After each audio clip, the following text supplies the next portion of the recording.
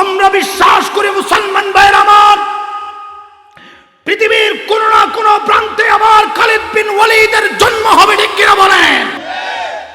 আমরা বিশ্বাস করি মুসলমান ভাইয়ের আমার, পৃথিবীর কোন না কোন প্রান্তে সালাউদ্দিন আইয়ুবীর মতো নেতার জন্ম হবে আবার, ঠিক কিনা বলেন? আমরা বিশ্বাস করি পৃথিবীর কোন না কোন প্রান্তে তারেক বিন জিয়াদের মতো নেতার আবির্ভাব আবার হবে, ঠিক কিনা বলেন? তারা সবাই মিলে বিশ্ব মুসলমানদেরকে নেতৃত্ব দিয়ে সারা বিশ্বে দ্বিতীয়বার ইসলামের বিপ্লব ঘটাবে, ঠিক কিনা বলে? ওই দিন যদি মুসলমান ভাইয়ের আমার আরো একটি বদরের জন্য, আরো একটি উহুদের জন্য আল্লাহর জমিনে আল্লাহর আইন বাস্তবায়নের জন্য, এই দেশে শান্তি প্রতিষ্ঠার জন্য যদি আবার জিহাদের ডাক দেয় তারা, আবার যদি উহুদের ডাক দেয়, আবার যদি বদরের ডাক দেয়, যার যা আছে নিজের জীবনকে উৎসর্গ করে দেওয়ার জন্য শহীদি তামান্না নিয়ে ঝাঁপিয়ে পড়বেন কারা কারা? দুহাত তুলে আল্লাহকে দেখাইয়া দেন।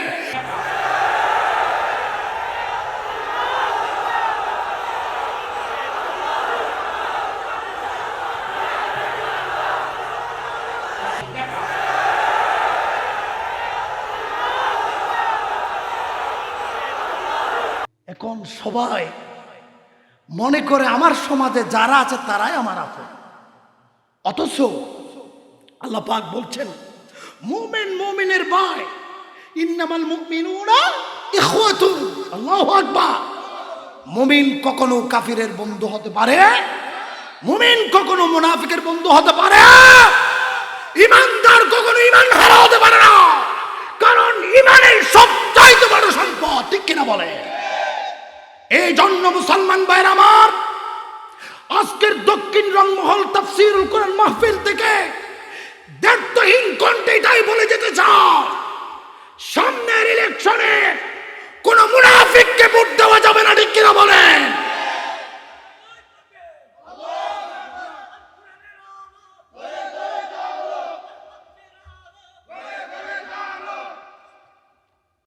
আল্লাহ ভালোবেসে আজকের এই তাফসীরুল কোরআন মাহফিলে আসার বসার সুযোগ করে দিয়েছেন।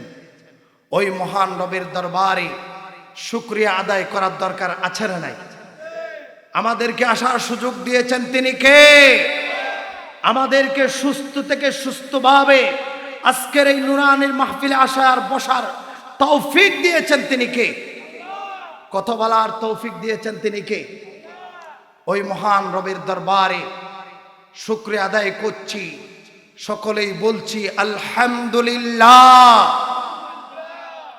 আপনাদের শুকরিয়া শুনে মনে হচ্ছে বোধহয় আপনারা খুশি হতে পারেন না। খুশি হন নাই? কে কে হাত তোলেন তো দেখি। ওমা, সবাই তো বলে খুশি হয়েছেন, তো আপনাদের শুকরিয়া তো বলে না যে আপনারা খুশি হয়েছে। হ্যাঁ, খুশি না হওয়ার পিছনে একটা কারণ আছে, সেটা হচ্ছে মানুষ কম, ঠিক কিনা বলে? একটা কথা বলি, স্বর্ণের দোকান আরেকটা হলো কাঁচা বাজার। কথা বুঝেন? জ্ঞানী মানুষ অল্প কথাই বুঝে যায়, ঠিক কিনা বলে? আপনাদের এদিকে দুলাহাজারা বাজারে স্বর্ণের দোকান আছে না নাই? আবার দুলাহাজারায় কাঁচা বাজার আছে না নাই? সবাই সমস্বরে বলেন তো, কাঁচা বাজারে মানুষ বেশি না স্বর্ণের দোকানে মানুষ বেশি? কোথায় মানুষ বেশি? এবার বলেন তো, কাঁচা বাজারের মানুষগুলো সবচাইতে দামি নাকি স্বর্ণের দোকানের মানুষগুলো দামি? কারণ কি? 200 টাকা দিলেও 1 কেজি মাছ ক্রয় করা যায়, ঠিক কিনা বলে? 200 টাকা দিলে আধা কেজি করে নিলে অনেকগুলো বাজার ক্রয় করা যায়। কিন্তু স্বর্ণের দোকানে যেতে হলে কমপক্ষে বর্তমান বাজার অনুযায়ী 1,95,000 টাকা পকেটে থাকতে হয়, ঠিক কিনা বলে? ওই দিক দিয়ে একটু বিবেচনা করে দেখেন তো, মানুষ বেশি হওয়া কি কবুলিয়তের লক্ষণ নাকি কম হওয়া কবুলিয়তের লক্ষণ? কম হওয়া কবুলিয়তের লক্ষণ। সুতরাং আমরা বলতে পারি এই দক্ষিণ রংমহলের ভিতরে হাজার হাজার যত মানুষ আছে, তন্মধ্যে আমি আর আপনি আল্লাহর কাছে দামি, ঠিক কিনা বলেন? এই জন্য আল্লাহ এত সুন্দর মাহফিলে আসার বসার সুযোগ করে দিয়েছেন, আল্লাহ তৌফিক দিয়েছেন, ঠিক কিনা বলেন? আমাদেরকে কথা বলার তৌফিক দিয়েছেন তিনি কে? আমি মাগরিবের পরে এখানে চলে আসছি, শুরু থেকেই সবকিছু শুনেছি। আমার আগের আলোচকরা অনেক সুন্দর চমৎকার কোরআন হাদিস থেকে অনেক সুন্দর মনোমুগ্ধকর আলোচনা করেছে, কিন্তু আমি একটা বিষয়ে অনেক বড় কষ্ট পেয়েছি। সামনে যারা ছিলেন কোনো আওয়াজ নাই। আমাদেরকে কথা বলার এই শক্তি, জবান, এটা দিয়েছেন তিনি কে? এই কথা বলার একটা শক্তি, এটা কত বড় নিয়ামত! একমাত্র যে কথা বলতে পারে ওই ব্যক্তি নয় যে কথা বলতে পারে না। যাকে আল্লাহ জন্ম থেকে বোবা বানিয়েছে ওই ব্যক্তি জানে কথা বলার শক্তি কত বড় নিয়ামত, ঠিক কিনা বলে? দুঃখের বিষয় হলো কথা বলার শক্তি আছে, সুন্দর ভাষায় কথাও বলতে পারি, দুই জায়গায় গিয়ে আমাদের শক্তি হারিয়ে ফেলি। একটা হলো আল্লাহকে ডাকতে গিয়ে, আর একটা হলো মা বাবাকে মধুর সুরে ডাকতে গিয়ে, ঠিক কিনা বলে? আপনাদের কাছে আমি অনুরোধ করব, আমার সাথে কথা বলতে হবে। আমার আগে যারা আলোচনা করেছেন ওদের মেন্টালিটি পাওয়ার আর আমার মেন্টালিটি পাওয়ার এক নয়। কারণ ওরা যেটা সহ্য করতে পেরেছে আমি ওটা পারি না। কারণ এখানে শুধু আমার কাজ নয়, এখানে আপনারও কাজ আছে, ঠিক কিনা বলেন? আপনারা এসেছেন কার জন্য? আমি আসছি কার জন্য? আমি কথা বলছি কার? আপনারা শুনছেন কার কথা? তো এখানে কাজ শুধু কি আমার নাকি আপনারও আছে? শুধু কাজ আমি করে যাব, আপনি কথা বলবেন না, এটা হতে পারে? আপনারা কি আমার সাথে একমত নাকি দ্বিমত? কথা বলবেন তো ইনশাআল্লাহ? ইনশাআল্লাহ কথায় কথায় কথা বলবেন। কোরআন এবং হাদিস থেকে আলোচনা হবে ইনশাআল্লাহ। একটা হলো ওয়াজ আর একটা হলো তাফসীর। ওয়াজ আর তাফসীর এক জিনিস নয়। আমার পাশে একজন প্রখ্যাত আলেমে দ্বীন বসে আছেন, আলহামদুলিল্লাহ মানসিকভাবে শক্তি পেয়েছি, কারণ আমার একজন দ্বীনী ভাই আমার পাশে বসেছে। কোন রাম বাম দলের প্রস্তাব করে পানি নেওয়া কোন নেতা বসে না, আলহামদুলিল্লাহ। এটা হলো তাফসীরুল কোরআন মাহফিল। এখানে তাফসীর হওয়া দরকার, এখানে ওয়াজ এবং তাফসীর। আপনারা বলেন, আপনারা কি ওয়াজ শুনবেন নাকি তাফসীর শুনবেন? এখানে আপনাদের কথা শুনে বোঝা গিয়েছে একদল ওয়াজের পক্ষে আর একদল তাফসীরের পক্ষে, ঠিক কিনা? কারণ সবাই একযোগে বলতে পারেন নাই। একদল চুপ ছিলেন, তারা বোধহয় ওয়াজের পক্ষে, আরেক দল কথা বলেছেন, তারা বোধহয় তাফসীরের পক্ষে। সুতরাং ওয়াজও হবে, তাফসীরও হবে ইনশাআল্লাহ। শেষ পর্যন্ত আমার সাথে থাকবেন তো ইনশাআল্লাহ? আল্লাহ পাক আমাদেরকে আজকের এই মাহফিলের শেষ পর্যন্ত থেকে মুনাজাতে শরীক হয়ে নিজেকে শেষ পর্যন্ত রেখে এই মাহফিল সফল করে, এই মাহফিলের মাধ্যমে আমরা যেন নিজের গুনাহগুলো মোচন করে এখান থেকে জান্নাতি হয়ে যেতে পারি।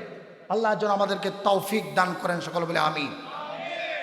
দরুদ সালাম পেশ করছি সাইয়্যিদুন নবিয়্যিন, সাইয়্যিদুল মুরসালিন, রাহমাতুল লিল আলামিন, শফিউল মুজনবিন, সরকার কায়নাত নবীজি মুহাম্মদুর রাসূলুল্লাহ সাল্লাল্লাহু আলাইহি ওয়াসাল্লামের শানে। মাতা পিতার জন্য দোয়া করছি, যেই মা 10 মাস 10 দিন গর্ভে ধারণ করেছেন, যেই বাবা দিনের পর দিন পরিশ্রম করে আমাকে আপনাকে লালন পালন করেছেন, ওই মা বাবার জন্য দোয়া না করলে হক আদায় হবে কি?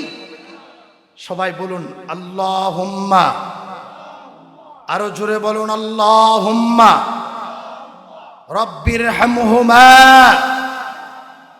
কামা রাব্বায়ানি সগীরা। আল্লাহুম্মা আমিন। প্রাণপ্রিয় তাওহীদি জনতা, একটা বিষয়ের উপর কথা বলবো, সেটা হলো প্রকৃত মুমিনের গুণাবলী। এখানে আমরা যারা আছি সবাই কিন্তু মুমিন দাবি করি, ঠিক কিনা বলেন? প্রত্যেকটা কিছুর বৈশিষ্ট্য, প্রত্যেকটা কিছুর কোয়ালিটি থাকে। আমি একটা মোবাইল বাজার থেকে নিব, এই মোবাইলের কিছু বৈশিষ্ট্য, এই মোবাইলের কিছু কোয়ালিটি আছে। ক্যামেরা থাকা লাগবে, ভিডিও করা লাগবে, ছবি তুলতে পারা লাগবে, এখানে সব কিছু যেন দেখা যায়। এই সমস্ত এই মোবাইলের কোয়ালিটি, ঠিক কিনা বলে? কোয়ালিটি যদি না থাকে, বৈশিষ্ট্য যদি না থাকে, কোনো বেকুবেও এই মোবাইল ক্রয় করবে না, ঠিক কিনা বলে? এই যে মাইকে কথা বলছি, এই মাইকের বৈশিষ্ট্য আমার আওয়াজটা বড় করে শোনানো লাগবে, ঠিক কিনা? যদি এই বৈশিষ্ট্য মাইকের ভিতরে না থাকে, আমরা কেউ এই মাইকে কথা বলবো না, ঠিক কিনা বলে? বুঝাতে চেয়েছিলাম মুসলমান ভাইয়ের আমার, প্রত্যেকটা কিছুর কোয়ালিটি, প্রত্যেকটা কিছুর বৈশিষ্ট্য আছে। আমরা সবাই ইমানদার দাবি করি, ইমানদারের কিছু বৈশিষ্ট্য আছে না নাই? আজকের আলোচনায় কথা বলবো কোরআন থেকে, ইমানদারের বৈশিষ্ট্য, ইমানদারের কোয়ালিটিগুলো কি কি, ওই কোয়ালিটি, ওই বৈশিষ্ট্যগুলো আমার আপনার ভিতরে আছে কিনা। যদি না থাকে অর্জন করে নিব ইনশাআল্লাহ। মুসলমান ভাইয়ের আমার, আল্লাহ রাব্বুল আলামিন মহাগ্রন্থ আল কোরআনের ভিতরে মুমিনের গুণাবলী বর্ণনা করতে গিয়ে কত সুন্দরভাবে বলে দিয়েছেন। আল্লাহ পাক বলছেন, ইন্নামাল মুমিনুনা আল্লাযীনা ইযা যুকিরাল্লাহ ওয়াজিলাত কুলুবুহুম ওয়া ইযা তুলিয়াত আলাইহিম আয়াতুহু যাদাতুহুম ঈমানা ওয়া আলা রাব্বিহিম ইয়াতাওয়াক্কালুন। কথা কার? আল্লাহ পাক বলছেন, যিনি প্রকৃত মুমিন তার ভিতরে পাঁচটা বৈশিষ্ট্য থাকবে, পাঁচটা কোয়ালিটি থাকবে। তন্মধ্যে এক নাম্বার কোয়ালিটি হলো, তার সামনে যখন আল্লাহর জিকির করা হবে, আল্লাহর স্মরণ করা হবে, তখন তার ভেতর থেকে একটা কম্পন সৃষ্টি হয়ে যাবে। ওয়াজিলাত কুলুবুহুম, তার কলবে একটা কম্পন সৃষ্টি হয়ে যাবে। বলেন আল্লাহু আকবার। এবার এতক্ষণ বলেছি ওয়াজ, এবার শুনুন তাফসীর ইনশাআল্লাহ। আল্লাহ পাক বলছেন, ইন্নামাল মুমিনুনা আল্লাযীনা ইযা যুকিরাল্লাহ। জিকির মানে আল্লাহর স্মরণ। বিভিন্ন দরবারের যতগুলি পীর সাহেব রয়েছে, তন্মধ্যে অনেক পীর সাহেব এখানে যুকিরাল্লাহ এই শব্দের তাফসীর নিয়েছে সুবহানাল্লাহ, আলহামদুলিল্লাহ, লা ইলাহা ইল্লাল্লাহ, এগুলিকে তারা জিকির মনে করে নিয়েছে। অথচ আল্লামা হাফেজ ইবনে কাসীর রাহমাতুল্লাহ আলাইহি ইযা যুকিরাল্লাহর তাফসীর করতে গিয়ে আল্লামা হাফেজ ইবনে কাসীর বলেছেন, এখানে যুকিরাল্লাহ মানে হলো আহকামুল্লাহ। বলেন আল্লাহু আকবার। আল্লামা হাফেজ ইবনে কাসীর বলেন, ইন্নামাল মুমিনুনা আল্লাযীনা ইযা যুকিরাল্লাহ। এখানে যুকিরাল্লাহ মানে হলো ইযা যুকিরা ইনদাহুম আহকামুল্লাহ। যখন কোন মুমিন বান্দার সামনে আল্লাহর কোন একটা হুকুমের কথা বলা হবে, আহকামের কথা বলা হবে, তখন ওই মুমিনের কলবে একটা কম্পন সৃষ্টি হয়ে যাবে। বলেন আল্লাহু আকবার।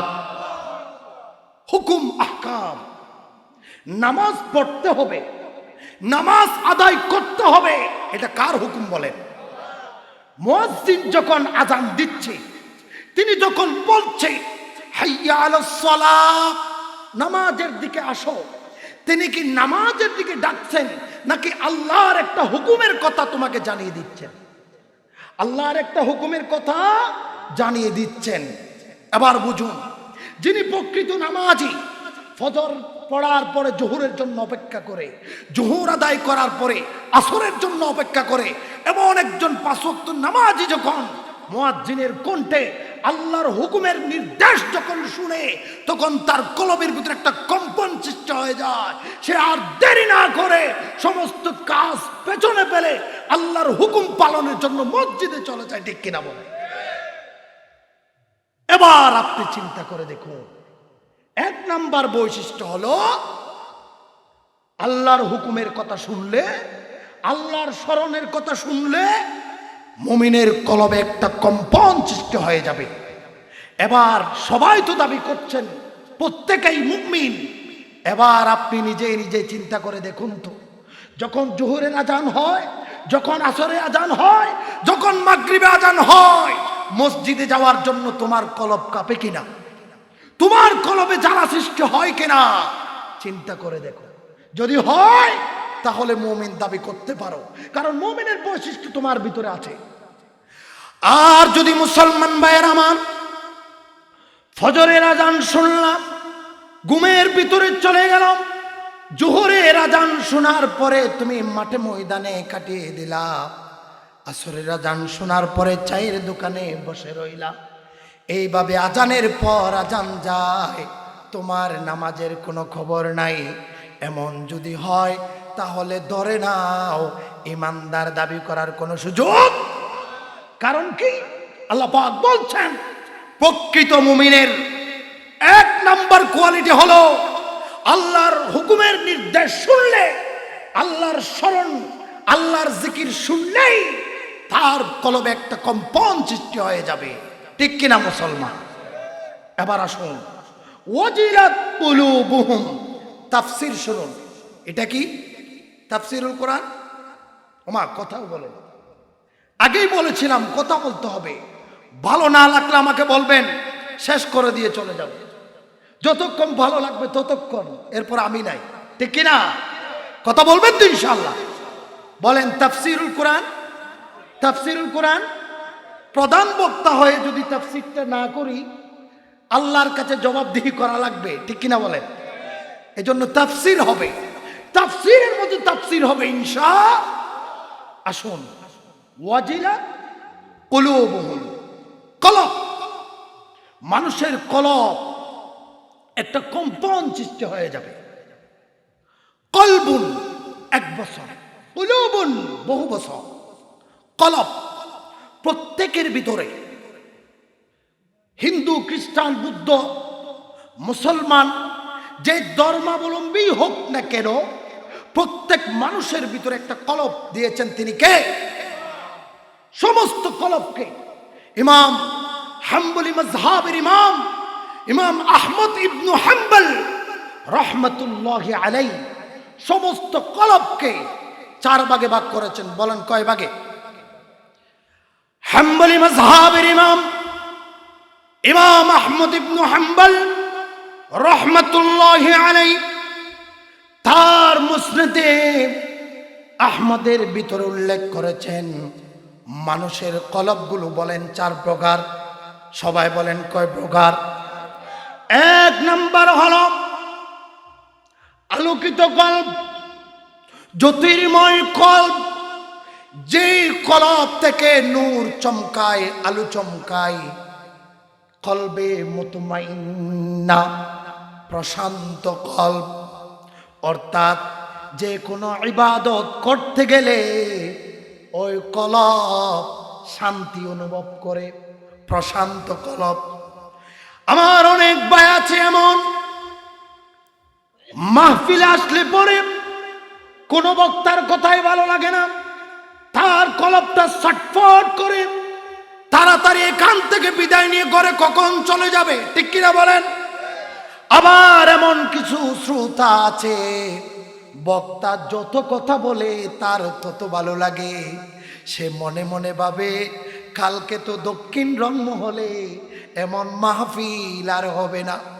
হয়তো এমন হতে পারে আগামী বছর মাহফিলে আমি আব্দুল্লাহ থাকবো না, ঠিক কিনা বলেন? এই জায়গায় মাহফিল আগামী বছরও আল্লাহ যদি করাই হবে, কিন্তু এই মাহফিল এমনও হতে পারে আমি আব্দুর রহমান দুনিয়ায় থাকবো না, ঠিক কিনা বলেন? এই কথা ভেবে ভেবে ঘন্টার পর ঘন্টা হুজুরের কথা শুনে শুনে চোখের পানি জড়ায়। যতক্ষণ বসে থাকে কলবে একটা শান্তি অনুভব করে। এমন প্রশান্তি কলবের মালিক দুনিয়ায় আছে না নাই? কলবে নূর, আলোকিত কলব। এই কলব হলো মুমিনের কলব। এই কলবের কথা বলতে গিয়ে আল্লাহ সুবহানাহু ওয়া তাআলা কোরআনের ভিতরে কত সুন্দরভাবে বলে দিলেন, ইয়া আইয়াতুহান নাফসুল মুতমাইন্না ইরজিই ইলা রাব্বিকি রাদিয়াতাম মারদিয়া ফাদখুলি ফি ইবাদি ওয়াদখুলি জান্নাতি। বলেন আল্লাহু আকবার। কথা কা যেই মানুষগুলো মাহফিলে বসার পরে ঘন্টার পর ঘন্টা কোরআনের কথা শুনে মজা পায়, কলবে শান্তি পায়, এই মানুষটা যখন মারা যাবে কিয়ামতের দিন আল্লাহ পাক ওই কলবওয়ালা মানুষকে ডাক দিবে। বলেন আল্লাহু আকবার। আল্লাহ পাক বলবে, ইয়া আইয়াতুহান নাফসুল মুতমাইন্না, ও প্রশান্ত কলবের মালিক, ইরজিই ইলা রাব্বিকি রাদিয়াতাম মারদিয়া। আমার ডানে বামে আমার উস্তাদের সমতুল্য অনেক বড় বড় মুহাদ্দিস আলেমরা বসে আছেন। আমি তাফসীর বলছি, শুনুন। রাদিয়া মানি, রাদিয়া এবং মারদিয়া মানি এটা এমন একটা কলব, যেই কলব আল্লাহর উপর খুশি হয়েছে এবং আল্লাহ নিজে যেই কলবের উপর খুশি হয়েছে ওই কলবকে রাদিয়াতাম মারদিয়া বলে। আল্লাহু আকবার। যেই মানুষটা ঘন্টার পর ঘন্টা মাহফিলে বসে বসে আলোচনা শুনে মজা পায়, মনে মনে ভাবে মালিক তুমি আমাকে কবুল করে নাও। এমন প্রশান্ত কলব নিয়ে যেই মানুষটা আলোচনা শুনে মজা পায়, ওই বান্দাটা যখন ইন্তেকাল করবে, কাল কিয়ামতের ময়দানে যখন উপস্থিত হয়ে যাবে, আল্লাহ পাক বলছেন, আল্লাহ ডাক দিবে, ও নফসে মুতমাইন্নার মালিক, ও কলবে মুতমাইন্নার মালিক, তুমি এই মাঠের কোন প্রান্তে আছো? তোমার উপর আমার আল্লাহও খুশি, তুমিও খুশি হয়েছো। বলেন আল্লাহু আকবার। ফাদখুলি ফি ইবাদি ওয়াদখুলি জান্নাতি। আল্লাহু আকবার। ও আব্দুর রহমান, তুমি দক্ষিণ রংমহলে মাহফিলের এক কোনায় বসে বসে কে আসলো কে আসলো না ওদিকে তাকাও নাই, এক কোনায় বসে বসে চোখের পানি ফেলে ফেলে তুমি কত মজা নিয়ে নিয়ে কোরআনের কথা শুনেছো। আমার আল্লাহ তোমার উপর খুশি হয়েছে, তোমার কলব আল্লাহর উপর খুশি হয়েছে। আব্দুর রহমান, তুমি এই মুহূর্তে কোথায়? আল্লাহর সামনে চলে আসো। তখন আল্লাহ বলবে, ফাদখুলি ফি ইবাদি ওয়াদখুলি জান্নাতি। ও আব্দুর রহমান, ও আব্দুল্লাহ, আর এই মাঠে কষ্ট করার দরকার নাই। ওয়াদখুলি জান্নাতি, আমার জান্নাতে ঢুকে যাও। আল্লাহু আকবার। আইনটাইন ইন্টারে পড়েন, আপনারা বুঝবেন। সন্ধি বিচ্ছেদ, বাংলা ব্যাকরণ। মানুষের একটা সন্ধি বিচ্ছেদ হলো মন প্লাস হুঁশ সমান মানুষ। আল্লাহ, মানুষ কাকে বলে? যার মন হুঁশ আছে, ঠিক আছে, মস্তিষ্ক বিকৃত নয়, তাকেই বলে মানুষ। এজন্য আমরা যদি মানুষ দাবি করি, হুঁশ ঠিক টাকা রাখবে, ঠিক কিনা বলে? এজন্য চোখ কান সবগুলো আমার দিকে। কি বলি বুঝতে হবে, এমন যেন না হয় সারা রাত আলোচনা শুনলেন, কালকে যখন এই মাহফিল বিরোধী যারা, তারা তো তোমাকে জিজ্ঞেস করবে, বেড়া ঢাকা থেকে এত টাকা খরচ করে বক্তা নিয়ে আসলি, বলতো কি বলছে। তখন আপনি বলবেন, সেটা তো চিন্তা করে দেখি নাই, এমনি খুব সুন্দর আলোচনা করেছে, কিন্তু কি বলছে এটা তো আমল করি নাই। এমন লোক আছে না নাই? এমন যেন না হয় যারাই মাহফিলের বিরোধী, তাদেরকে কঠিন জবাব দেওয়া হবে, ঠিক কিনা বলেন? মুসলমান ভাইরা আমার, কলবে মুতমাইন্না। ইমাম আহমদ বিন হাম্বল রাহমাতুল্লাহ আলাইহি কলবের প্রকারভেদ বলতে গিয়ে মুসনাদে আহমদের ভিতরে 1 নম্বরের কলবকে তিনি বলেছেন কলবে মুতমাইন্না, এটা হলো মুমিনের কলব। 2 নম্বর কলবের কথা বলতে গিয়ে আহমদ বিন হাম্বল বলেছেন কলবে আসওয়াদ, যেই কলবটা অন্ধকারাচ্ছন্ন, কুফরিতে ভরপুর, ওটা অন্ধকার হয়ে গেছে, সেটা আর কোনো কাজে আসবে না। তার মানে হলো কাফেরের কলব, কাফেরের কলব। এটার উদাহরণ, এটার দলিল আমার আল্লাহ পাক কোরআনের ভিতরে কত সুন্দরভাবে দিয়েছেন। বলেন আল্লাহু আকবার। আল্লাহ পাক বলছেন কলবে আসওয়াদ, অন্ধকারাচ্ছন্ন কলবের মানুষ কারা জানুনি মুসলমান? আল্লাহ পাক বলছেন খতামাল্লাহু আলা কুলুবিহিম ওয়া আলা সামঈহিম ওয়া আলা আবসারিহিম গিশাওয়া। বলেন আল্লাহু আকবার। কথা কার? আল্লাহ পাক বলছেন মানুষটা হলো এমন, তার কলবে আমি মোহর মেরে দিয়েছি, এটা রিজেক্টেড কলব। এই কলবে কখনো হেদায়েতের নূর ঢুকবে না। যত মাহফিল শুনুক না কেন, তার মাহফিল ভালো লাগবে না, তার গান বাজনা ভালো লাগবে, তার ওই কলবে কখনো হেদায়েতের নূর প্রবেশ করবে না, কারণ কুফরিতে আচ্ছন্ন হয়ে গেছে। তার কান থাকতে পারে, কান থাকার পরেও কোরআনের আলোচনা সে শুনবে না, ঠিক কিনা বলেন? ওয়ালা আবসারিহিম, তার চক্ষু আছে ঠিকই, দুনিয়ার সব কিছু দেখে, কিন্তু আল্লাহর প্রকৃত আল্লাহর দর্শন সৃষ্টিগুলো সে দেখে না। কানে শুনে কিন্তু কোরআনের কথা সে শুনে না, ঠিক কিনা বলে? চোখে দেখে কিন্তু কোরআনের কোথায় কি আছে সে চোখে দেখে না। এটা হলো 2 নম্বর কলব, কলবে আসওয়াদ। এটা কখনো পরিবর্তন হবে না, এটা কাফেরের কলব। ইমাম আহমদ ইবনে হাম্বল মুসনাদে আহমদের ভিতরে বর্ণনা করলেন 3 নম্বরের কলব হলো মুনাফিকের কলব। তার মানে হলো সে সত্য দেখবে, সে সত্য বুঝবে, সে সত্য জানতে পারবে, কিন্তু সে সত্যকে মেনে নিবে না, ঠিক কিনা বলেন?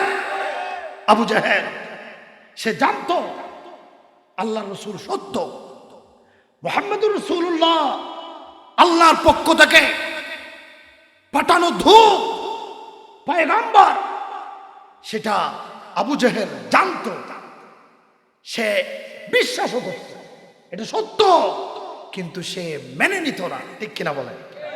এটা হলো মুনাফিকি, এটা হলো মুনাফিকের কলব। সত্য বুঝে কোনটা হালাল, কোনটা হারাম, কোনটা ভালো, কোনটা মন্দ, সে বুঝে কিন্তু গ্রহণ করে না, এটা মুনাফিকের কলব, ঠিক কিনা বলেন? এমন মানুষ বোধহয় এই দক্ষিণ রংমহলে নাই। আমি বলবো আপনাদের ভিতরেও আছে। ঘন্টার পর ঘন্টা আলোচনা শুনেন, ভালোই লাগে, কিন্তু এখান থেকে শিক্ষা নিয়ে নামাজ ধরেন না, ঠিক কিনা বলেন? এটার নাম মুনাফিকি, ঠিক কিনা বলেন? এই মুনাফিকের কল্প সত্য যেটা, ভালো যেটা বুঝে, কিন্তু সে গ্রহণ করে না। মুসনাদে আহমদের ভিতরে ইমাম আহমদ ইবনে হাম্বল রাহমাতুল্লাহি আলাইহি বর্ণনা করতে গিয়ে 4 নম্বরের কলবের কথা বলেছেন। 4 নম্বরের কলব হলো এমন কলব যে কলব কোরআনের কথাও ভালোবাসে, আবার গান বাজনাও ভালোবাসে, ঠিক কিনা বলেন? আমাদের কিছু নেতা আছে, তার কাছে যদি গিয়ে যদি বলা হয় আমরা একটা মাহফিল করতে চাই, সে 5,000 3,000 পকেট থেকে দিয়ে দেয়, ঠিক কিনা বলে?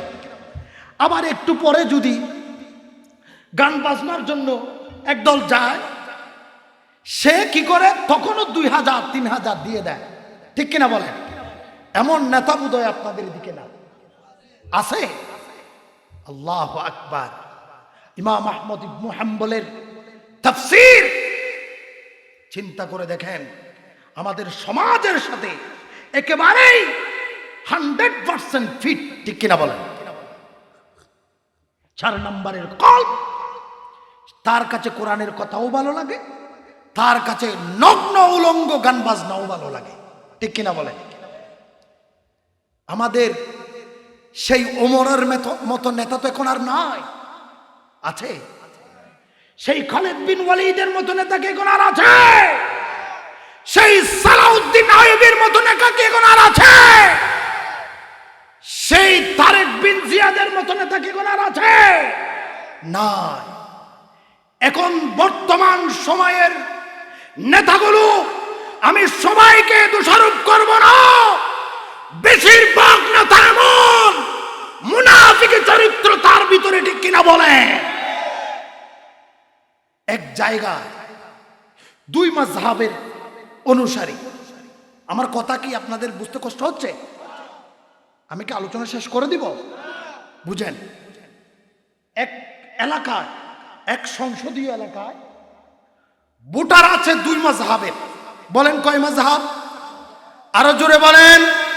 2 মাযহাব। আপনাদের এদিকে আছে কিনা আমি জানি না। আবু হানিফা রাহমাতুল্লাহ আলাইহির মাযহাব, নামাজ পড়ার সময় হাত বাঁধে নাভির নিচে, ঠিক কিনা বলেন? আরেকটা মাযহাব আছে হাত বাঁধে এখানে, ঠিক কিনা বলেন? সালাফিরা কোথায় বাঁধে? এখানে বাঁধে না? আছে না নাই? সংসদীয় এলাকা, তার এলাকা 2 গ্রুপ, একটা হলো হানাফি মাযহাব, আরেকটা হলো আহলে হাদিস গ্রুপ। তারা এদিকে এক গ্রুপ, বুকের উপর এক গ্রুপ। এখন নেতা চিন্তা করলো, আমি যদি হাত এখানে বাঁধি তাহলে এই গ্রুপ আমাকে ভোট দিবে, এই গ্রুপ দিবে না। আবার নেতা চিন্তা করলো, আমি যদি হাত এখানে বাঁধি এই গ্রুপ আমাকে ভোট দিবে, এই গ্রুপ দিবে না। নেতা তো নামাজই পড়ে না, ভোটের সময় যখন আসছে মাথায় টুপি দিয়া, ইস্ত্রি দেওয়া পাঞ্জাবি একটা পড়া, শরীয়তের মাসালা তো ফতোয়া দিচ্ছেই দিচ্ছে, নামাজের ওয়াক্ত যেখানেই হক বড় আল্লাহওয়ালা, যেখানে হয়ে যাচ্ছে সেখানে নামাজ আদায় করছে, ভোটের পরে খবর নাই। এমন নেতা বোধহয় আপনাদের দিকে নাই, আছে?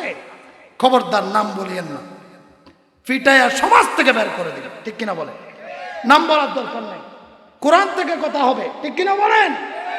আর কোরআনের কথার সাথে যদি তোমার চরিত্র মিলে যায় তাহলে আমি আর আপনার করার কিছুই নাই। নেতা চিন্তা করলো, এখানে হাত বাঁধলে এরা ভোট দিবে, এরা দিবে না, এখানে বাঁধলে এরা দিবে, এরা দিবে না। নেতা কি করলো? মসজিদে গিয়া জুমার দিন আল্লাহু আকবার, আল্লাহু আকবার, সে বুঝাইলে এটাই, আমি মুমিনও না, আমি মুনাফিকও না, দুইটার মাঝখানে। নাউজুবিল্লাহ বলবেন না? সে বুঝাইল আমি গান বাজনার পক্ষেও, আমি আবার মাহফিলের পক্ষেও। আল্লাহু আকবার। এই জন্য বড় আফসোস লাগে, নেতার লিস্ট করতে গেলে নেতার অভাব নাই, কিন্তু সেই খালিদ বিন ওয়ালিদের মতো নেতার দেশে পাওয়া যায় না, ঠিক কিনা বলে? আমরা বিশ্বাস করি মুসলমান ভাইয়ের আমার, পৃথিবীর কোন না কোন প্রান্তে আবার খালিদ বিন ওয়ালিদের জন্ম হবে, ঠিক কিনা বলেন? আমরা বিশ্বাস করি মুসলমান ভাইয়ের আমার, পৃথিবীর কোন না কোন প্রান্তে সালাউদ্দিন আইয়ুবের মতো নেতার জন্ম হবে আবার, ঠিক কিনা বলে? আমরা বিশ্বাস করি পৃথিবীর কোন না কোন প্রান্তে তারেক বিন জিয়াদের মতো নেতার আবির্ভাব আবার হবে, ঠিক কিনা বলে? তারা সবাই মিলে বিশ্ব মুসলমানদেরকে নেতৃত্ব দিয়ে সারা বিশ্বে দ্বিতীয়বার ইসলামের বিপ্লব ঘটাবে, ঠিক কিনা বলে? ওই দিন যদি মুসলমান ভাইয়ের আমার আরো একটি বদরের জন্য, আরো একটি উহুদের জন্য আল্লাহর জমিনে আল্লাহর আইন বাস্তবায়নের জন্য, এই দেশে শান্তি প্রতিষ্ঠার জন্য যদি আবার জিহাদের ডাক দেয় তারা, আবার যদি উহুদের ডাক দেয়, আবার যদি বদরের ডাক দেয়, যার যা আছে নিজের জীবনকে উৎসর্গ করে দেওয়ার জন্য শহীদি তামান্না নিয়ে ঝাঁপিয়ে পড়বেন কারা কারা? দুহাত তুলে আল্লাহকে দেখাইয়া দেন।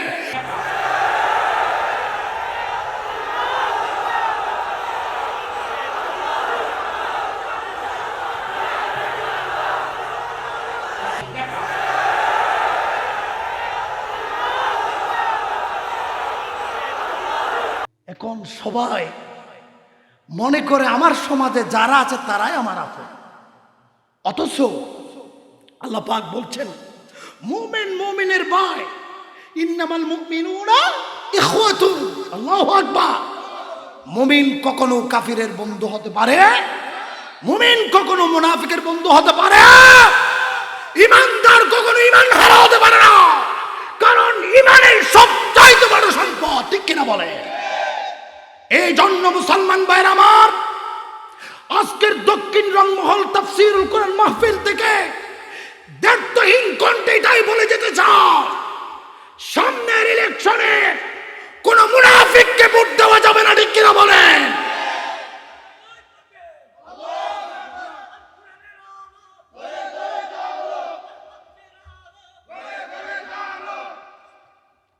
বলতে চেয়েছিলাম মুসলমান ভাইয়ের আমার, আমরা কি কোন নেতার নাম ধরে কথা বলেছি? আমরা কি কোন দলের কথা বলেছি? আমরা কোরআনের পক্ষে যারা আছে তাদের পক্ষে কথা বলছি, ঠিক কিনা বলেন?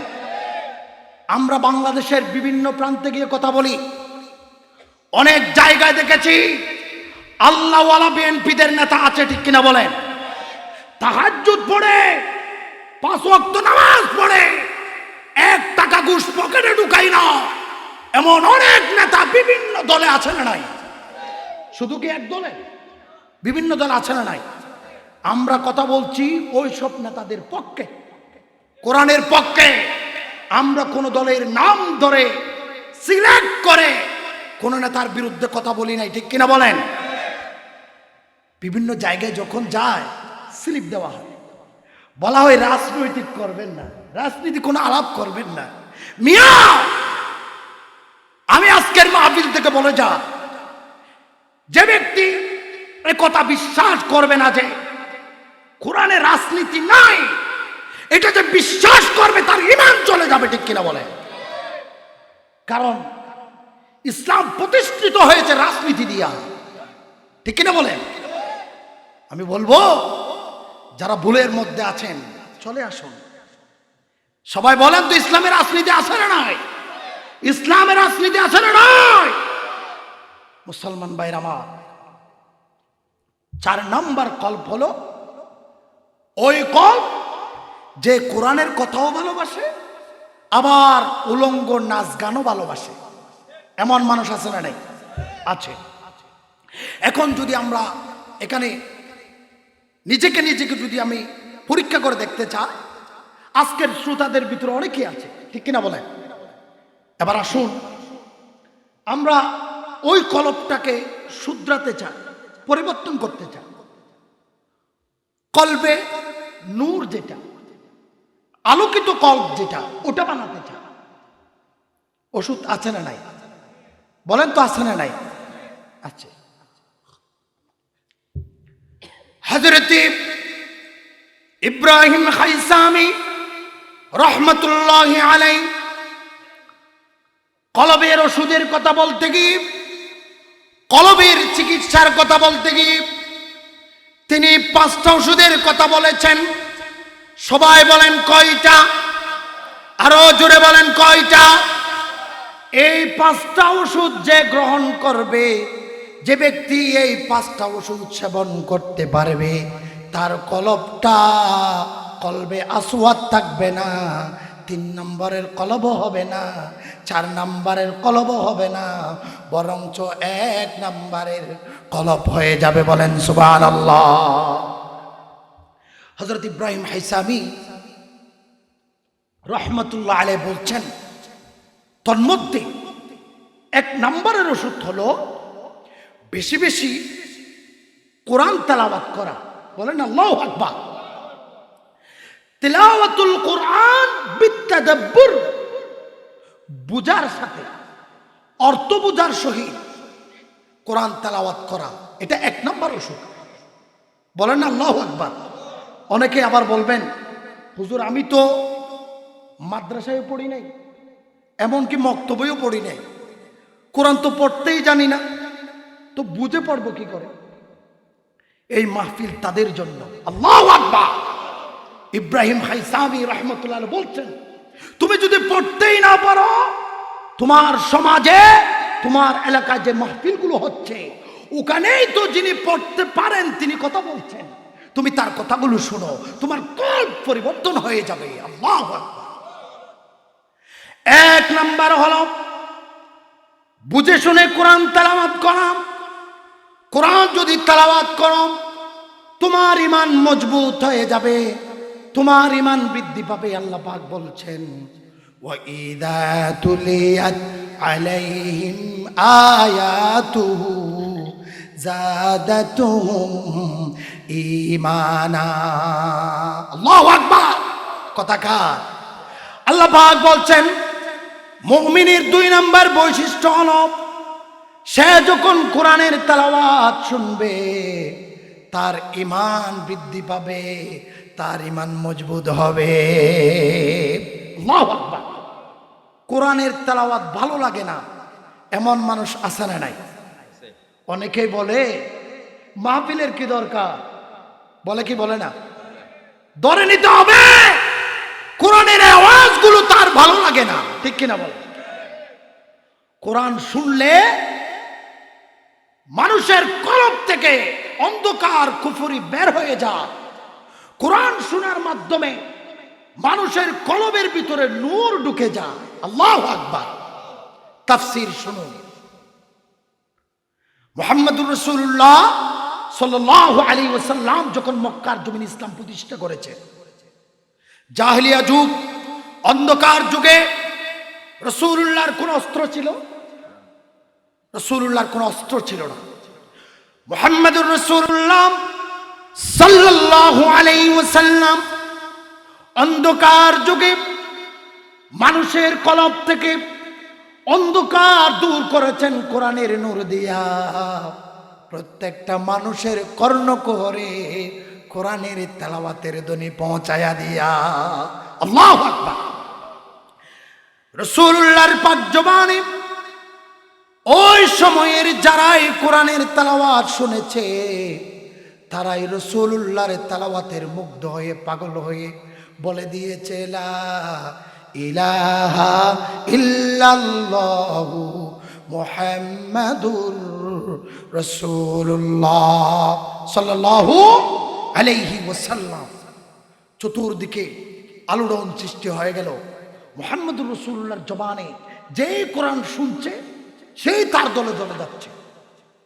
আবু জাহেলদের চোখে ঘুম নাই, তারা পাগল হয়ে গেছে। তারা বলছে, মুহাম্মদ নিজের বানানো এই জাদু মন্ত্রগুলো শোনায়া শোনায়া তুমি তোমার দলে মানুষ বিরাচ্ছ, তোমার চাইতে আরো সুন্দর বাণী প্রচার করতে পারে, সুন্দর করে বাণী বানাইতে পারে, এমন সাহিত্যিক, এমন কবি আমাদের ভিতরেও আছে। আবু জাহেল বলল, মুহাম্মদ, আমাদের কবিগুলো তোমার কাছে আসবে, তোমার কাছে চ্যালেঞ্জ রইল, তোমার চাইতে সুন্দর কালাম তারা বানিয়ে দেখাবে। আবু জাহেলরা সবাই মিলে ওই সময়ের কবি সাহিত্যিক লাবিদকে ডেকে নিয়ে আসলো। ও লাবিদ, তুমি আমার এই মক্কার সবচাইতে বড় সাহিত্যিক, তুমি যেমন মন চাই তেমন আরবিতে, আরবি ভাষায় কবিতা বানাইতে পারো।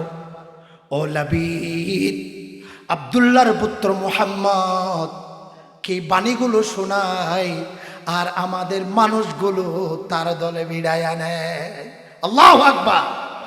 ও লাবিদ, চলো চলো, তোমাকে মুহাম্মদের কাছে নিয়ে যাব, মুহাম্মদের কথাগুলো শুনবে, তার কালামগুলো তুমি শুনবে, এর বিপরীতে তোমার পক্ষ থেকে আরো কিছু কালাম বানায়া আমাদেরকে দিবে, যেগুলির মাধ্যমে আমরা আবার তার দলের মানুষগুলোকে আমাদের দলে নিয়ে আসব। আল্লাহু আকবার। লাবিদ বলছে, চলো আমি যাই মুহাম্মদের কাছে, আসলে মুহাম্মদ কি বলে শুনি, না শুনলে কফিটা করব কি করে, আগে তো শোনা লাগবে। মুহাম্মদ কি বলে দেখব, সেটা শোনার পরে আমি তার মতো করে বানিয়ে দেব, কোনো ব্যাপার না। চলো চলো চলো চলো, আমাকে মুহাম্মদের কাছে নিয়ে চলো। লাবিদকে ওই সময়ের আবু জাহেল, উতবা, সাইবারা সবাই মিলে লাবিদকে মুহাম্মদের দরবারে নিয়ে গেল। লাবিদ বলতে লাগলো, মুহাম্মদ, তুমি নাকি কি জাদু দাও, তুমি নাকি কি তেলাওয়াত গুলো শোনাও, যে তেলাওয়াত গুলো শুনে শুনে মানুষ তোমার পাগল হয়ে যায়। বলো বলো, আমাকে শোনাও, আমি তার বিপরীতে আরো এর চাইতে সুন্দর কালাম বানিয়ে দেব।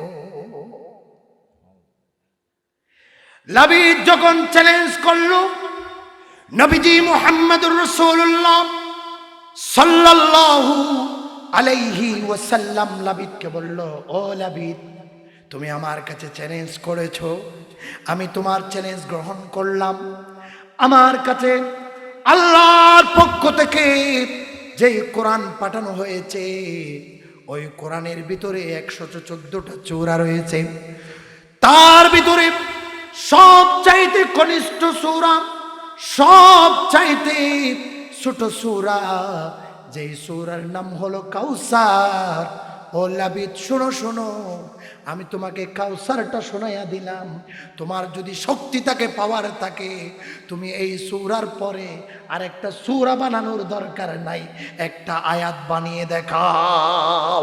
আল্লাহু আকবার। লাবিদ অহংকার করে বলতে লাগলো, মুহাম্মদ, বলো বলো বলো বলো, আমি একটা আয়াত নই, আমি দরকার হলে 100টা আয়াত বানিয়ে দেব।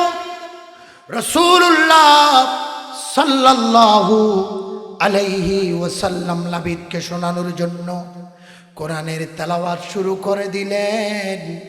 রাসূলুল্লাহ বললেন, ইন্না আ'তাইনাকাল কাউসার। আপনারা পড়তে পারেন কি পারেন না? পারেন কি পারেন না? পারলে ওই দিন ওই মজলিসে যদি আপনি থাকতেন, লাবিদের চ্যালেঞ্জ গ্রহণ করে রাসূলুল্লাহর পক্ষ নিয়ে আপনিও বলতেন কি বলতেন না?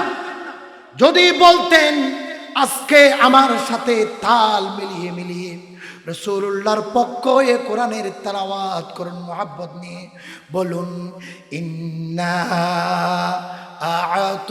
আ'তাইনাকাল কাউসার ফাসাল্লি লিরাব্বিকা ওয়ানহার ইন্না শানিয়াকা হুয়াল আবতার। বলেন আল্লাহু আকবার।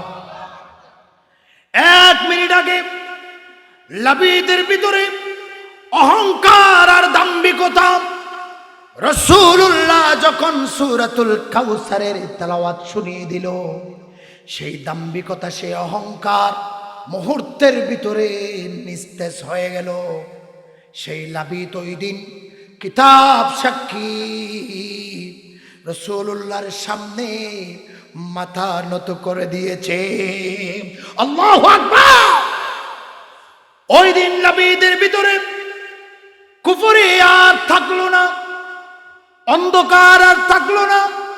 কোরআনের তেলাওয়াত যখন শুনলো, তার কর্ণকুহরের ভিতরে যখন কোরআনের তেলাওয়াত ঢুকে গেল, ওই কোরআনের তেলাওয়াতের আঘাত তার কলব পর্যন্ত পৌঁছে গিয়েছে।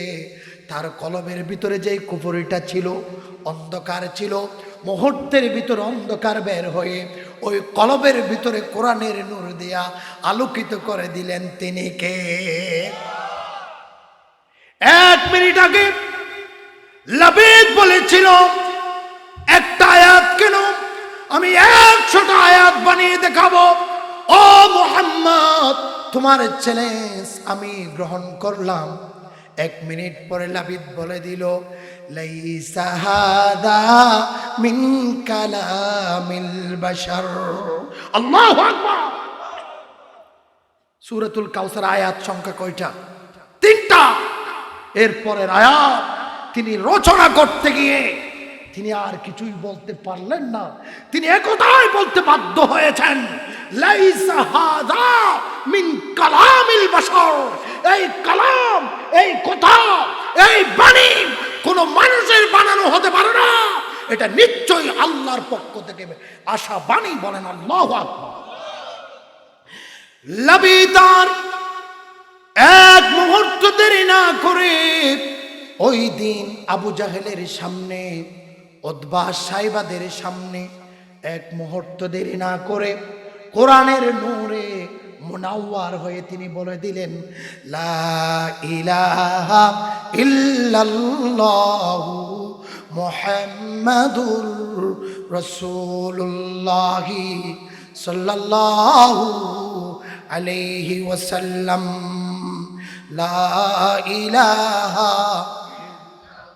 মোহাব্বত নিয়ে জোরে জোরে, লা ইলাহা। লাতে চেয়েছিলাম মুমিনের বৈশিষ্ট্য হলো 5টি। সবাই বলেন কয়টি?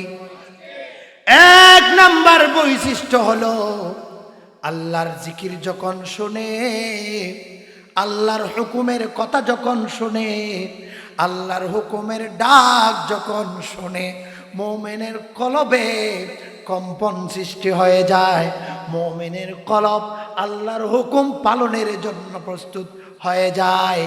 আর 2 নাম্বার বৈশিষ্ট্য হলো কোরআনের কথা যখন শুনে, কোরআনের তেলাওয়াত যখন শুনে, তার ঈমান বৃদ্ধি পেয়ে যায়।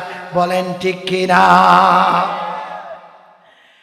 এরপরে আল্লাহ পাক কোরআনের ভিতরে প্রকৃত মুমিনের বৈশিষ্ট্যের কথা বলতে গিয়ে আল্লাহ পাক বলছেন, ওয়া আলা রাব্বিহিম ইয়াতাওয়াক্কালুন। আমার প্রকৃত মুমিন যারা, তারা কোনো দুনিয়ার কারো উপর তাওয়াক্কুল করে না, ভরসা করে না, সব সময় আমার উপর ভরসা করে। আমরা ভরসা করি কার উপর? আমরা ভরসা করি কার উপর? আমার এই দেশের উন্নয়ন করতে পারে একজন, তিনি কে?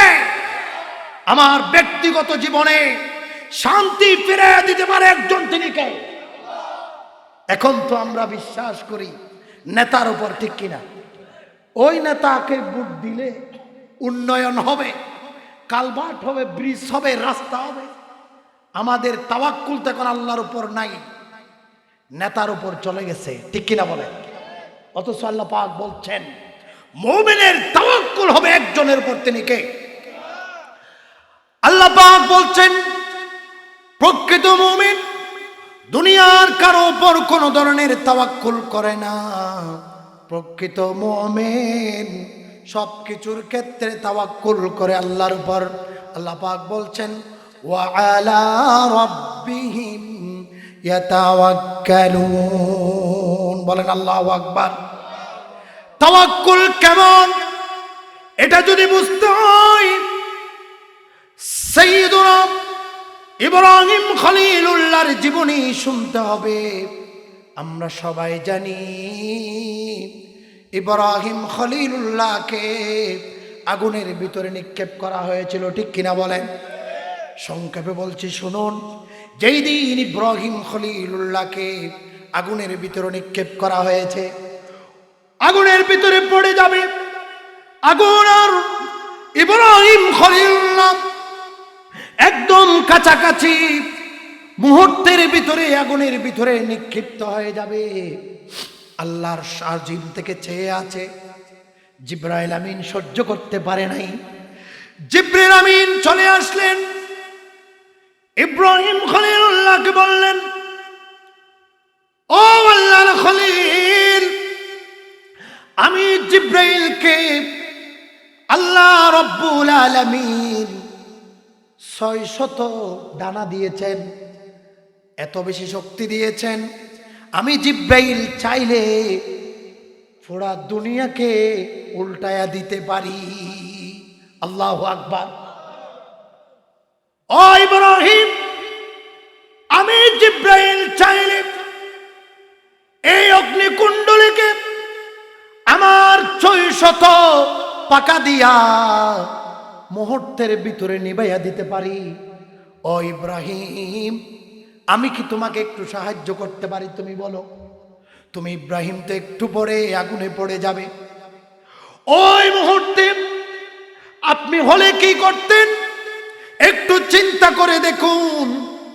ইব্রাহিম খলিলুল্লাহ জিবরিল আমিনকে বললেন, ইয়া আখি জিবরাইল, তুমি কি নিজের থেকে আমাকে সাহায্য করতে চাও, নাকি আমার আল্লাহ বলেছে সেই জন্য সাহায্য করতে চাও? বলেন আল্লাহু আকবার। জিবরিল আমিন বলল, ও আল্লাহর পয়গম্বর, আল্লাহ কোনো নির্দেশ দেয় নাই আপনাকে সাহায্য করার জন্য, কিন্তু আমি জিবরাইলের মনে হলো, ইচ্ছা হলো আপনাকে সাহায্য করার, এই জন্য আমি নিজের থেকে আপনাকে সাহায্য করতে চাই। ওই দিন ইব্রাহিম খলিলুল্লাহ জিবরিল আমিনকে জবাব দিয়েছে, ও জিবরাইল, তোমার সাহায্যের প্রয়োজন আমার নাই। আমাকে যে আল্লাহ বানিয়েছে, আগুনকে যে আল্লাহ বানিয়েছে, আসমান জমিন লৌহ কলম সব কিছু যিনি বানিয়েছে, আমার রব যে, ওই রব আমাকে এই আগুন থেকে বাঁচাবে। বলেন আল্লাহু আকবার। ইব্রাহিম খলিলুল্লাহ তাওয়াক্কুল করেছে কার উপর? এই জন্য আল্লাহ পাক বলছেন, ওয়া আলা রাব্বিহিম ইয়াতাওয়াক্কালুন।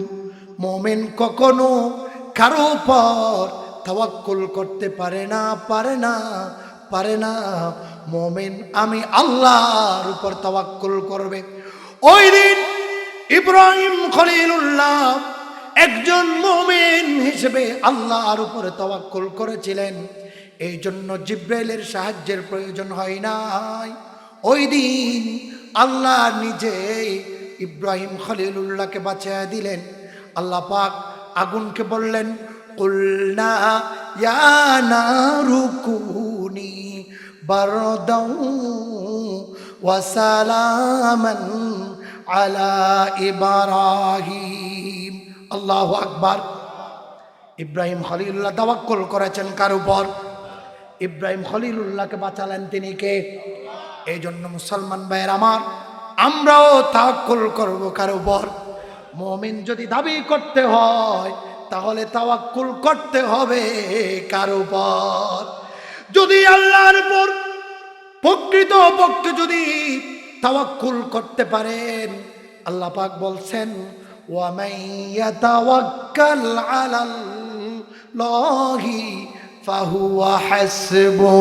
আমার বান্দা যদি দুনিয়ার কারো উপর কোনো ধরনের তাওয়াক্কুল না করে, আমি আল্লাহর উপর তাওয়াক্কুল করে, তাহলে ওই বান্দার জন্য আমি আল্লাহই যথেষ্ট। আল্লাহু আকবার। এখন তো আমরা বিপদে পড়লে নেতার কাছে যাই, ঠিক কিনা বলেন? সে যদি আমার পক্ষে না আসে 5,000 10,000 ঢুকাইয়া দেয়, ঠিক কিনা বলেন? যখন টাকা দিয়েও কাজ হয় না, যখন একেবারেই শেষ প্রান্তে চলে যায়, তখন আমরা বলি আমার জন্য যখন কেউ নাই, আমার জন্য আল্লাহ আছে, ঠিক কিনা বলেন? আমরা কখন বলি? একেবারেই কোন রাস্তা যখন পাই না, শেষে গিয়ে বলি, ঠিক কিনা বলেন? অথচ আল্লাহ পাক বলছেন প্রকৃত মুমিন যে সে শেষে নয়, সব সময় তাওয়াক্কুল করবে কার উপর? আল্লাহ পাক বলছেন ও মুমিন শোনো শোনো শোনো শোনো শোনো শোনো, তুমি যদি আমার উপর তাওয়াক্কুল করতে পারো, কোন নেতার দরকার নাই। ওয়া মান ইয়াতাওয়াক্কাল আলাল্লাহি ফাহুয়া হাসবু, আমি আল্লাহই তোমার জন্য যথেষ্ট। তোমার উপর যত মামলা মোকদ্দমা, যত বিপদ মুসিবত আসুক না কেন, তুমি যদি আমি আল্লাহকে ভয় করে যদি আমার উপর তাওয়াক্কুল করতে পারো, তাহলে আমি আল্লাহ তোমার জন্য রাস্তা খুলে দেব। আল্লাহু আকবার। এবার আপনি চিন্তা করে দেখুন, বিপদে পড়লে আপনি কার উপর তাওয়াক্কুল করেন?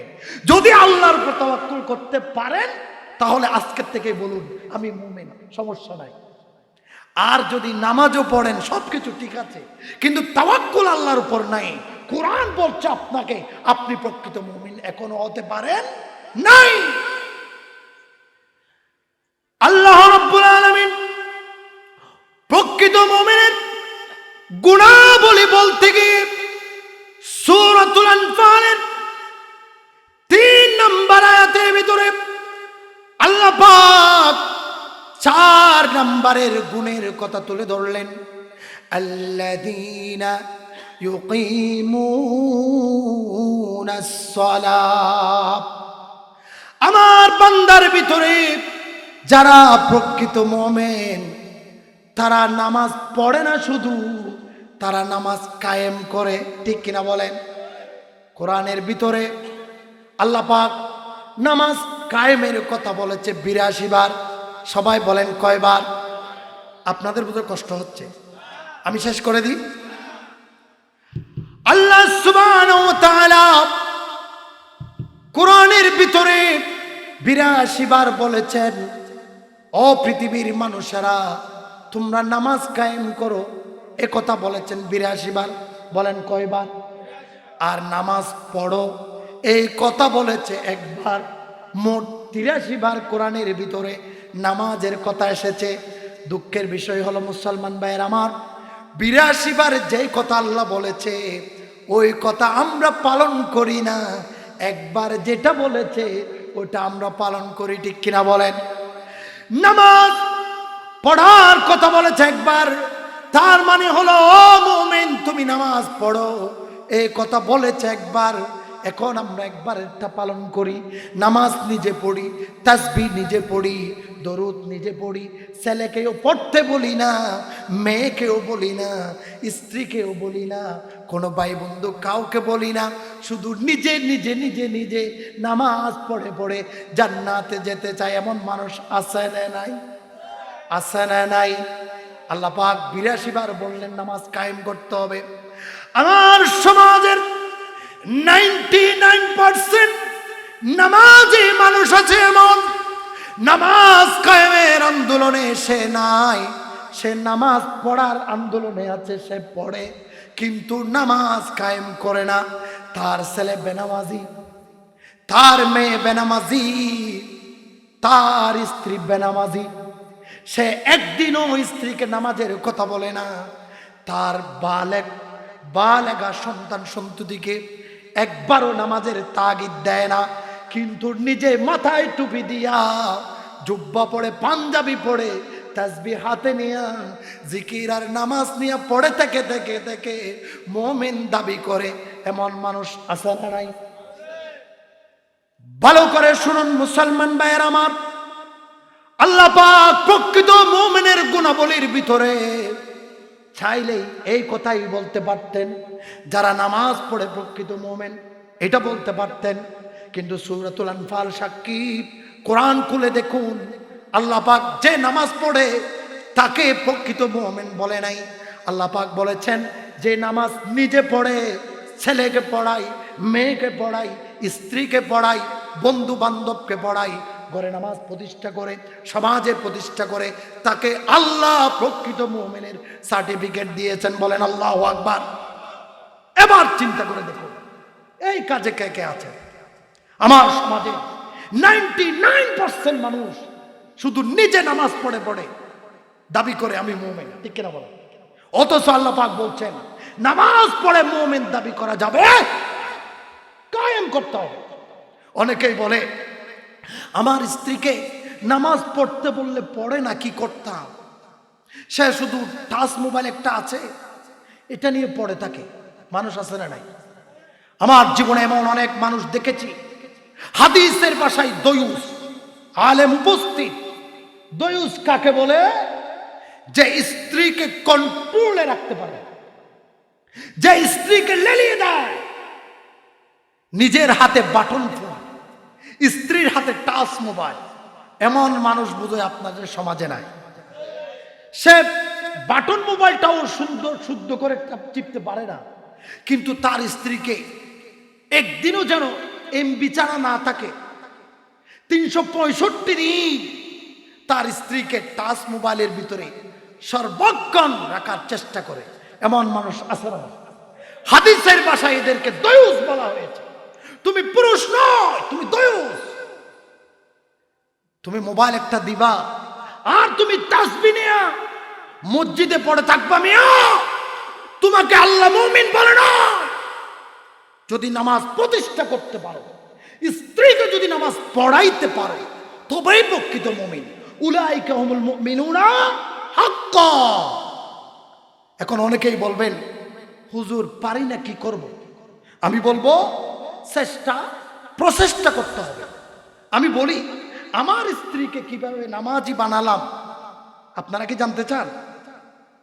শুনেন, আমি আমার যেহেতু মাহফিল জগতে আছি, প্রত্যেক দিন গড়ে থাকতে পারি না, মাসে কয়েকবার দেখা হয়, প্রতিদিন থাকার কোনো সুযোগ নাই আমাদের। আমি তাকে বলেছি, কথা শোনো, তুমি মহিলা, মেয়ে, আমি পুরুষ, আমাকে আল্লাহ দায়িত্ব দিয়েছে, তোমাকে তোমার ভরণ পোষণের ব্যবস্থা করার দায়িত্ব আল্লাহ আমাকে দিয়েছে। একথা শুনে রাখো, তোমাকে নামাজি বানাবার দায়িত্ব আমার আল্লাহ আমাকে দিয়েছে। আমি স্ত্রী, তোমাকে প্রহার করে, তোমার উপর আঘাত করে, তোমাকে কষ্ট দিয়ে নামাজি বানাতে পারবো না। একটা কথা শোনো, তুমি যদি জোহরের নামাজ পড়ো, আমার ইনকামকৃত, আমার আয়কৃত খাবার, জোহরের নামাজ পড়েছ, জোহরের খাবার তোমার জন্য হালাল। ও আমার স্ত্রী, তুমি যদি আসর মাগরিব এসে পড়েছ, তাহলে রাতের আমার অর্জিত, আমার ইনকামের টাকা দিয়া অর্জিত খাবার তোমার জন্য হালাল। আর যদি নামাজ না পড়ে খাও, আমি আল্লাহ সাক্ষী রেখে বলছি, এই খাবার তোমার জন্য হালাল নয়, আমি হারাম করে দিলাম। আমি বললাম স্ত্রী, এবার তোমার যদি মন চায় তুমি হালাল বানিয়ে খাও, আর যদি মন না চায় হারাম খাও, আমার কিছু আসে আর যায় না। ওয়াল্লাহি, আল্লাহ সাক্ষী করে বলছি, ওই দিন থেকে আমার স্ত্রী 5 ওয়াক্ত নামাজ পড়ে না, আমার মেয়েকে ছেলেকেও নামাজি বানিয়েছে। আল্লাহু আকবার। সুতরাং কৌশল জানলে কষ্ট হয় না, ঠিক কিনা বলেন? আমি শেষ করে দিচ্ছি, একেবারেই শেষ, 2 মিনিটে শেষ করবো ইনশাআল্লাহ। 5 নম্বরের বৈশিষ্ট্য হলো ওয়ামিম্মা রাযাকনাহুম ইউনফিকুন। আল্লাহ যা দিয়েছে তার উপর সন্তুষ্ট থাকে, আল্লাহ যা দিয়েছে তা থেকে খায়, বক্ষণ করে, তা থেকে আল্লাহর রাস্তায় ব্যয় করে। এবার আসুন, আল্লাহর দেওয়া থেকে ব্যয় করে না, ভুল পথে অর্জিত সম্পদ থেকে ব্যয় করে। এমন মানুষ আছে না নাই? আমার সমাজে দুই ধরনের মানুষ আছে। এক ধরনের মানুষ হলো দুধ বিক্রি করে ওই টাকা দিয়ে মদ কিনে খায়। আবার আরেক দল মানুষ আছে মদ বিক্রি করে ওই টাকা দিয়ে দুধ কিনে খায়। এমন মানুষ আছে না নাই? এটা ইসলামের নির্দেশ নয়। তোমার আয়ের উৎস এটাও যেমন হালাল, ব্যয়ের উৎস এটাও হালাল হতে হবে।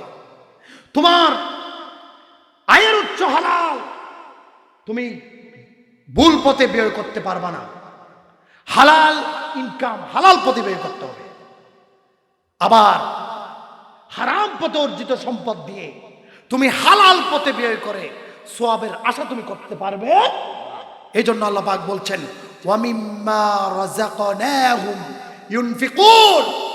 আমার প্রকৃত মুমিন তারা যারা হালাল পথে চলে, আমার দেওয়া রিজিক থেকে হালাল রাস্তায় তারা ব্যয় করে। মাহফিল হলে পরে সাধ্য অনুযায়ী মাহফিল চলার জন্য, মাহফিল প্রতিষ্ঠিত হওয়ার জন্য, মাহফিল সফল হওয়ার জন্য আল্লাহর দেওয়া রিজিক থেকে যা আছে তা থেকে আল্লাহর রাস্তায় দান করে। উলাইকা হুমুল মুমিনুনা হাক্কা, তারাই হচ্ছে প্রকৃত মুমিন। মুসলমান ভাইরা আমার, আজকের আলোচনার সারমর্ম হলো এটাই। মুমিন দাবি করার বিষয় নয়, মুমিন হলো প্রমাণ দেওয়ার বিষয়। কেউ যদি একজন দাবি করলো যে আমি মুমিন, না, তুমি কখনো মুমিন হতে পারো না। কারণ নামের আগে হাজি, নামের পরে গাজী, 5 ওয়াক্ত নামাজি, আবার সারা জীবন সুদ খায়। এমন মানুষ আছে না? নামের আগে হাজি, নামের পরে গাজী, 5 ওয়াক্ত নামাজি, দৈনন্দিন জীবনে সুদী, এমন মানুষ আছে না নাই? আছে। এজন্য মুসলমান ভাইরা আমার, মুমিন দাবি করার বিষয় নয়, মুমিন হলো প্রমাণ দেওয়ার বিষয়। তুমি যদি নিজেকে মুমিন প্রমাণ দিতে চাও তাহলে তোমার ভিতরে কমপক্ষে 5টা বৈশিষ্ট্য থাকা লাগবে। সবাই বলেন কয়টা? 1 নাম্বার, আল্লাহর হুকুমের আদেশ, আল্লাহর হুকুমের ডাক শুনলে ওটা মানার জন্য প্রস্তুত হয়ে যেতে হবে। আল্লাহর ডাক শুনলে কলবে কম্পন সৃষ্টি হওয়া লাগবে। 2 নাম্বার, কোরআনের তেলাওয়াত শুনলে মজা পাওয়া লাগবে। 3 নাম্বার হলো নামাজ পড়লে হবে না, প্রতিষ্ঠা করা লাগবে। আর 4 নাম্বার হলো আল্লাহর উপর তাওয়াক্কুল করতে হবে। 5 নাম্বার হলো আল্লাহর দেওয়া রিজিক থেকে ভক্ষণ করতে হবে এবং আল্লাহর রাস্তায় ব্যয় করতে হবে। এই 5টা বৈশিষ্ট্য যদি কারো ভিতর থাকে, আল্লাহ পাক সার্টিফিকেট দিচ্ছেন, উলাইকা হুমুল মুমিনুনা হাক্কা। আল্লাহ নিজেই বলছেন এটাই প্রকৃত মুমিন, হাকিকি মুমিন। সুতরাং আসুন মুসলমান ভাইরা আমার, আজকের থেকে আমরা এই বৈশিষ্ট্যগুলো অর্জন করার চেষ্টা করব। আল্লাহ পাক আমাদের জন্য আমল করার তৌফিক দান করেন। সকলে বলে আমিন।